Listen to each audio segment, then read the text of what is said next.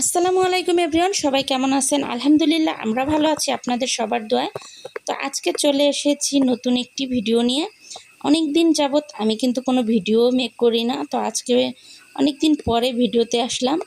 তো এটা কি দেখেই বুঝতে পেরেছেন। তো সেজন্য আমি কিছু মসুরির ডাল প্রায় 40 মিনিটের মতো ভিজিয়ে রেখে তারপরে পাটায় বেটে নিচ্ছি।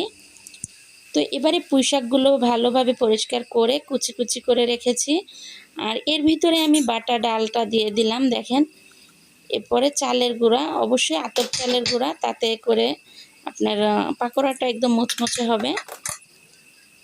পেঁয়াজ কুচি, কাঁচামরিচ কুচি, লবণ স্বাদমত, সামান্য একটু জিরা গুঁড়ো অবশ্যই দিয়ে দিব যাতে ফ্লেভারটা খুব সুন্দর আসে। তো এরপরে হাতে খুব ভালোভাবে মেখে নিতে হবে, আর এই মাখানোটা কিন্তু অনেক সুন্দর করে মাখাতে হবে। তো আপনারা চাইলে 10 মিনিট রেখে দিবেন, একটু আরও খুব সুন্দর হবে। তো সামান্য পরিমাণে পানি দিয়েছি এখানে, যেহেতু চালের গুঁড়াটা একদম শুকনো সেজন্য একটু পানি অ্যাড করতে হয়েছে। তো এবার হাতের সাহায্যে ভালো করে মথে নিয়ে আমি 5-7 মিনিটের মতো রেখে দিলাম। তো এরপরে আমি চুলায় একটি ফ্রাই প্যান দিয়ে এর ভিতরে পরিমাণ মতো তেল দিয়ে দিব।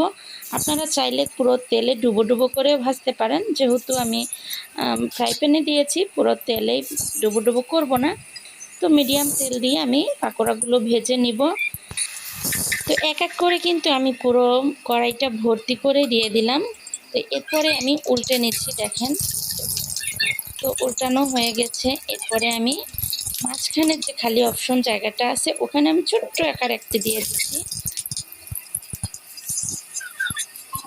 তো মাশাআল্লাহ এই পাকোড়াটা হলে কিন্তু সবাই অনেক অনেক বেশি পছন্দ করে, বাচ্চারা খুব মজা করে খায়।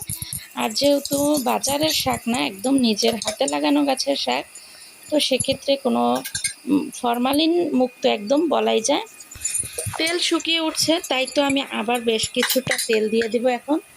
আর তেলের কারণে কিন্তু অবশ্যই পাকোড়াটা আরও বেশি মচমচে হবে। তো আরও কিছুটা তেল দিয়ে এরপর আমি উল্টে আবারও দিলাম। তো এবার হয়ে আসছে, আমি সবগুলো পাকোড়াই নামিয়ে নিব। তো এভাবে আমি অনেকগুলো পাকোড়াই কিন্তু ভেজে রেখেছি আজকে। তো বাচ্চারা বেশ পছন্দ করেছে। ভিডিওটি কার কার ভালো লেগেছে অবশ্যই কিন্তু কমেন্টে জানিয়ে যাবেন, আর লাইক কমেন্ট শেয়ার করতে ভুলবেন না। আপনাদের যদি ভালো লেগে থাকে অবশ্যই লাইক কমেন্ট এবং শেয়ার করে যাবেন। তো আজকে কিন্তু এ পর্যন্তই, সবাই ভালো থাকবেন, আল্লাহ হাফেজ।